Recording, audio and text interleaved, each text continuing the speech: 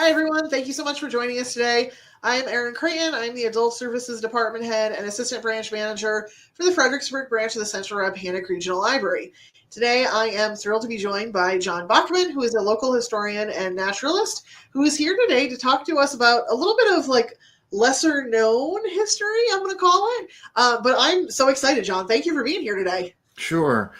This is a great topic, guys, and one that I'd almost bet not many of people out there have ever heard of Florence Bascom. Um, by the end of this little PowerPoint, you're going to learn about a person that had a perseverance that is almost inhuman. I mean, how she rose above the social boundaries of her time to become to actually have at the United States Geological Survey in Reston a portion of the huge building there on Sunset Drive named after her. And she is truly a legend when it comes to geology. But I would bet you nobody knows her story and her life story, and it's fascinating. So, Florence Bascom, the Stone Lady. Next slide. Florence Bascom succeeded in a world designed to keep women out. And this is a quote from her, and I thought I included in 1928. The fascination of any search after truth lies not in the attainment, but in the pursuit, where all the powers of the mind are absorbed in the task. One feels oneself is in contact with something that is infinite, and one finds a joy that is beyond expression in sounding the abyss of the sciences and the secrets of the infinite mind. Next slide. Florence was born in 1862, and that's the house, in Williamstown, Massachusetts, the daughter of a professor and a suffragist teacher.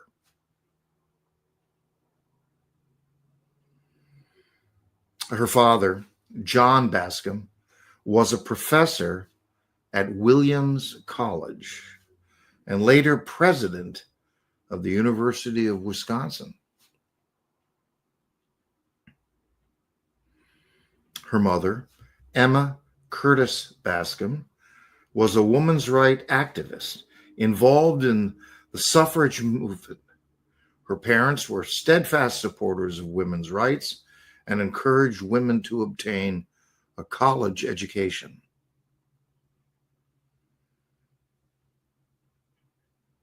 After first earning a Bachelor of Arts at Williams College, she next studied at the University of Wisconsin, earning a Bachelor of Science in 1884 and a Master of Science in 1887.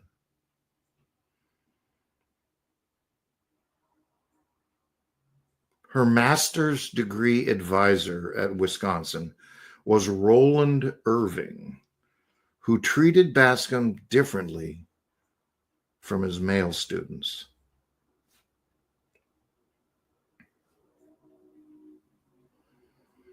While at the University of Wisconsin, Bascom was subject to strict rules and guidelines that were unequally hoisted upon women.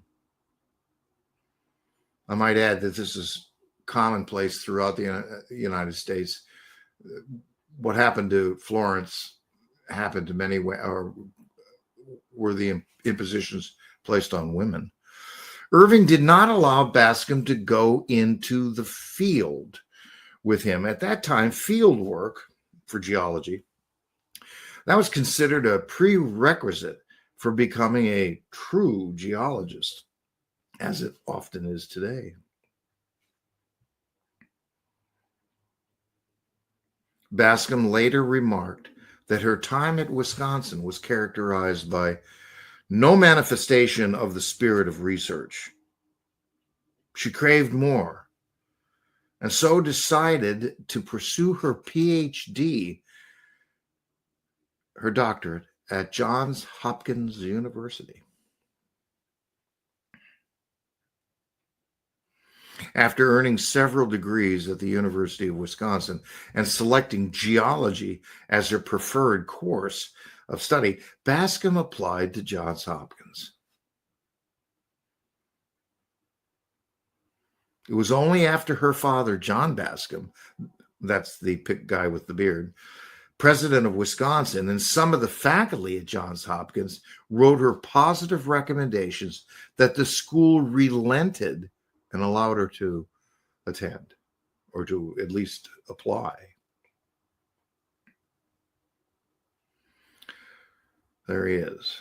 The president of Johns Hopkins University, Daniel C. Gilman, opposed the co-education of women. But Bascom persisted, successfully petitioning for admission with support from her Wisconsin professors. Bascom, however, was not admitted as an official student. She was ineligible for scholarships or fellowships, and was only through financial support from her family that she was able to attend. At Johns Hopkins, Bascom faced even more discrimination and hardship. It took a Herculean effort to get her into the school. Women were generally not allowed to attend Johns Hopkins. In fact, one trustee at the time even called women the foreign enemy within the walls.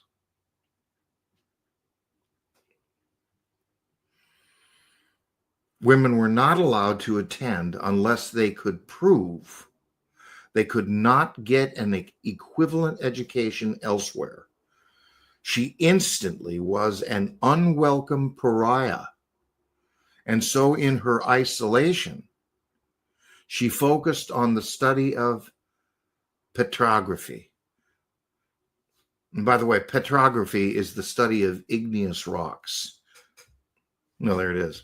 Petrology is concerned with the origin of rocks and how they form.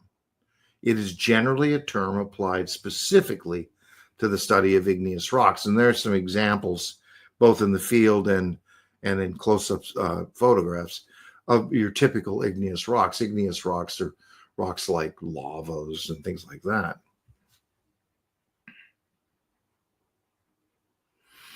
Her PhD candidacy caused quite a stir among the faculty and trustees of the school.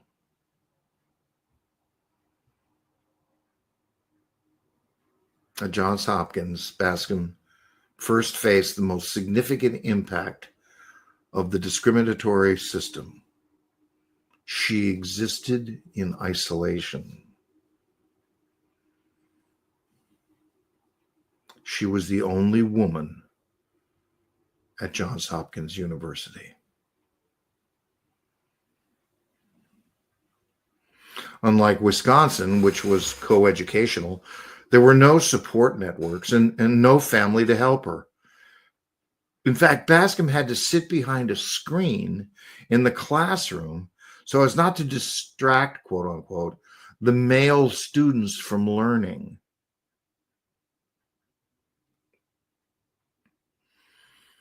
Women were only allowed to use the campus library on certain days. They were also barred almost completely from using the gym.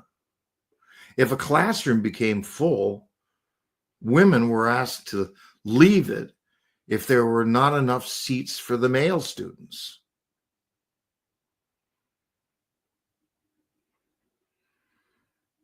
She also had to reapply for her position every year, which made her withdraw from social functions to not gain unwanted attention.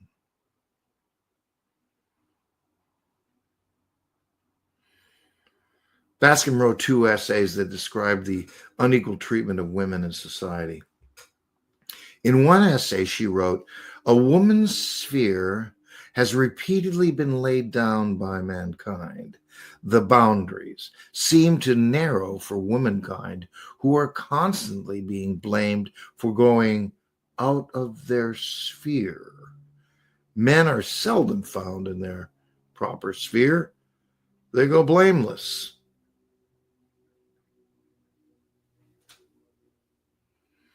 Her doctorate work explored the origins and the formation of the Appalachian Mountains. These photographs are from, I might add, and I will. It's mentioned later in the program. Smith College in Massachusetts has her writings, and many of these photographs were from the Smith College archives.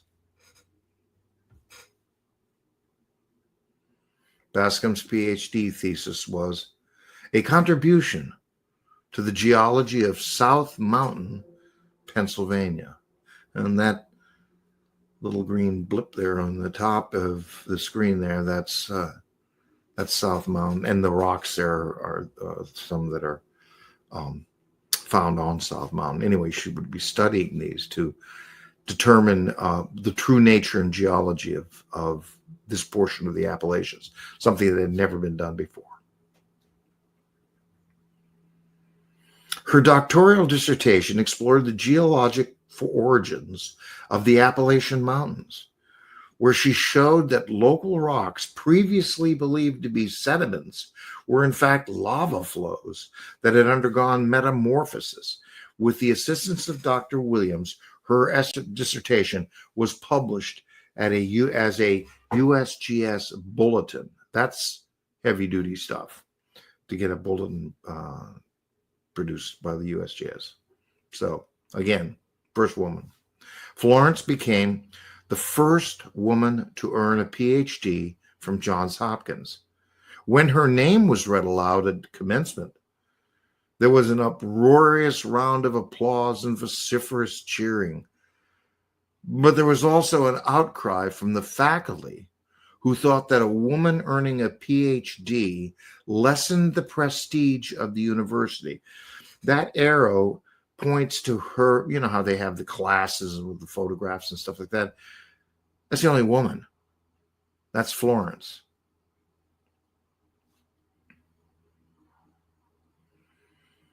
President Gilman sent her a letter. You have won your honors, as you must have wished to win them, without any favoritism, just as all other candidates among us have won their diplomas by talent, patience, and exertion.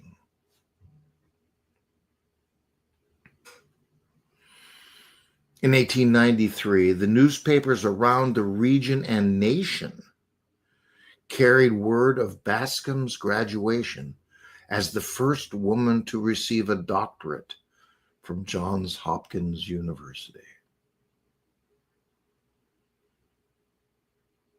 After briefly working at Ohio State, she took a position at Bryn Mawr College, then a women's college, and began building a program in geology. In 1894, she became the second woman elected to the Geological Society of America, and in 1896 was the first woman to work for the U.S. Geological Survey. The first woman. It's crazy. This gave her access to laboratory equipment, books, colleagues, which had all been unavailable to her at Bryn Mawr College. Since its early days, the USGS has recognized the integral roles women play in the innovation and advancement of the scientific world. Bascom was just the first of many women working at every level who helped build one of the largest natural science organizations in the world.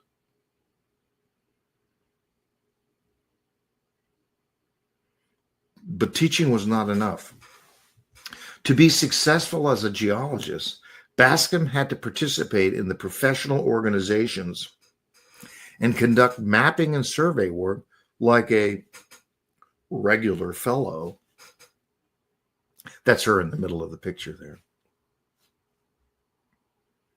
The woman, behind the, her.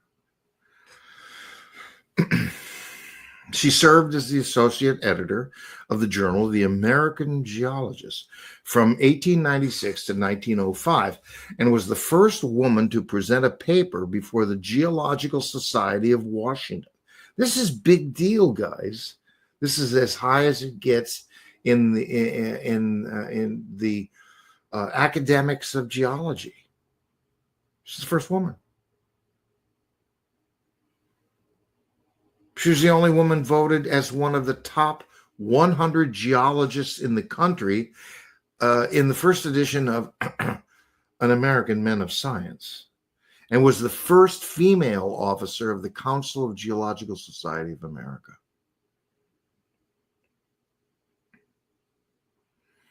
Throughout her career, she single-handedly opened the field of geology to women and trained most of the female geologists in the United States during the early 20th century, pouring her knowledge and passion into each of them. Take a look at, I hope you guys are checking the photos out. These are from the USGS. I've had the privilege of working with the USGS for, a long time, and just find it a wonderful, wonderful institution. Of course, it's geology and paleontology is my thing, but what a wonderful institution. And there she is. She conducted field work in the summer while returning to Bryn Mawr the rest of the year for teaching and writing reports and analyzing samples. She loved to work outdoors. This is the life, she wrote, to plunge into the welcome isolation of the field. Kind of a theme there about her life. Bascom continued working for the USGS until her retirement in 1936 at 74 years old. Part of her research is still and are still being referenced today.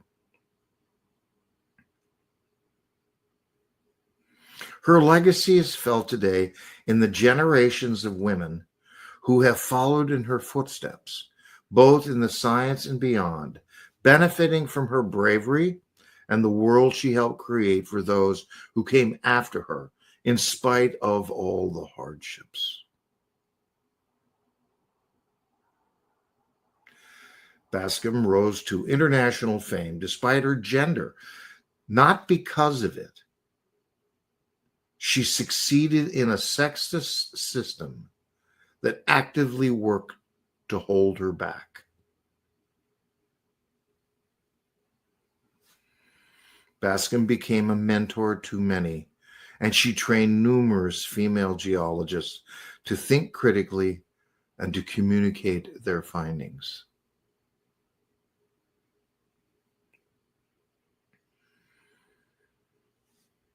When any woman this is again by Florence, when any woman manifests an interest in the sciences of geology, I am always glad to tell her of its possibilities. And she makes her own choice. Not only must a girl have the mental aptitude for scientific research, but also the physical strength and the great physical courage. Then, too, she must be strong in the conviction that is the work she really wants to do.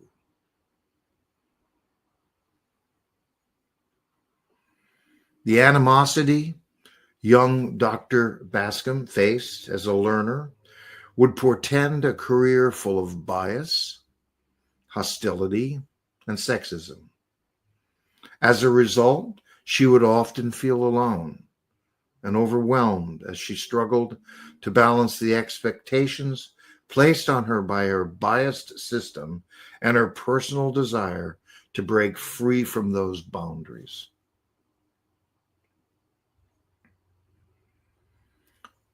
Florence Bascom did not cook or iron. She was restless, independent. She loved horses and dogs. She retired in 1928 to the Berkshires in western Massachusetts. And she was a poet. This verse is contained in a collection of Florence's papers at Smith College.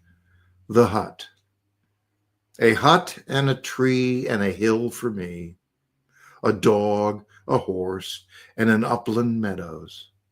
And I'll ask no thing of man or king, save to clear away their shadows.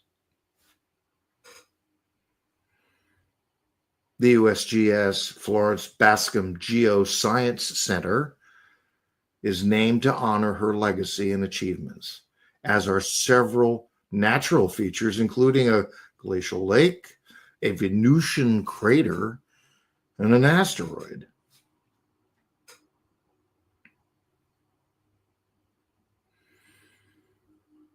After retiring from Bryn Mawr College, she returned to her hometown of Williamstown, where she died in 1945 of a cerebral hemorrhage. And that's it. All right, Jon, thank you so much for talking today. Today about Florence Bascom to us. So it sounds like she really was a pioneer in geology and a pieneer for women in science. I mean, yes. That was amazing.